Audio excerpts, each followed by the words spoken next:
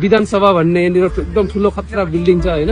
यहाँको पार्लियामेन्ट भनौँ न कर्नाटकको पार्लियामेन्ट्री जस्तै नेपालको प्रतिनिधि सभा जस्तै यहाँको एउटा विधानसभा भन्ने यहाँनिर ठुलो बिल्डिङ छ, त्यतातिर जाँदैछौँ हामी।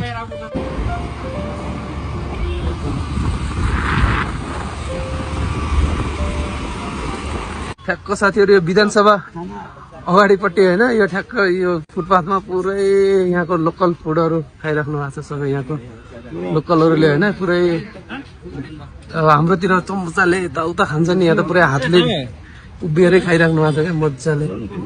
पुरै यहाँको लोकल खानाहरू, यहाँको इडली डोसा, कोही भात खाइरहेछन्।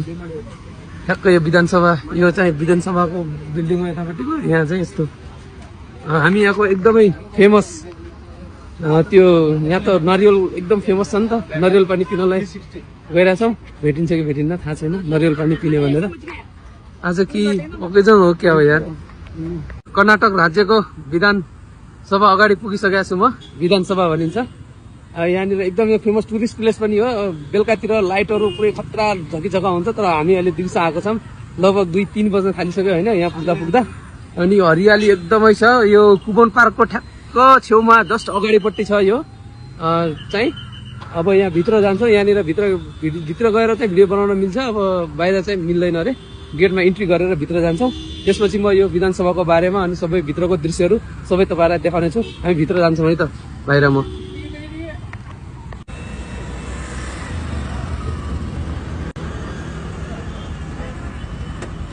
विधानसभा पुगेका छन् हाम्रो दाइ साथीहरू। यो कर्नाटक राज्यको यो विधानसभा भित्र चाहिँ जान पाइएन होइन, भित्र जान सोचिरहेको थिएँ। यहाँको पास चाहिने रहेछ होइन, अनि पासको लागि फेरि आधार कार्ड चाहिने रहेछ क्या। अनि भाइको त थियो आधार कार्ड, मेरो त हुने कुरा भएन होइन। म त पहिलोचोटि आएको छु, आधार कार्ड छैन। भाइको चाहिँ आधार कार्ड थियो, तर उसले चाहिँ ल्याउन भुलेछ होइन अब आधार कार्ड। त्यही माथि अहिले 2:30 बजेपछि चाहिँ फेरि पास दिँदैन रहेछ। अब फोटो त मगाएको थियौँ होइन, अब फोटोले पनि रिक्वेस्ट गरे त हुन्थ्यो होला, तर अब 2:30 बजेपछि फेरि पास मिल्दैन रहेछ। अहिले अब 3 बजे थालिसक्यो, अनि त्यही भएर जान पाइएन। यही नै हो कर्नाटक राज्यको विधानसभा, जुन भारतका तत्कालीन प्रधानमन्त्री जवाहरलाल नेहरूले 1951मा बनाउन सुरुवात गर्नुभएको थियो र 1956मा यसको निर्माण सम्पन्न भएको थियो। नेपालको जस्तो त्यो प्रतिनिधि सभा जस्तै हो भनौँ न, प्रतिनिधि सभा र राष्ट्रिय सभा जस्तै 2 सदन छन् यसमा पनि। लोवर सदन भनिन्छ, लोवर हाउस भनिन्छ यसलाई।